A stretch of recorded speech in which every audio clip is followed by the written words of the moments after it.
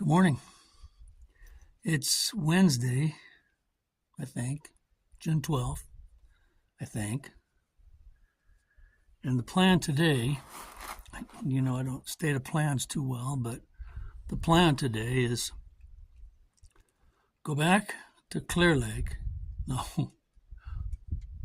Cave Lake, and, oops, careful there, buddy. Not as young as you used to be. And grab a shower. We didn't have showers here. Maybe fish a little bit because it was pretty good fishing in that lake. And then there's some places around that area, some museums and stuff, and maybe I want to go check out. I don't know. So we'll see how it goes today.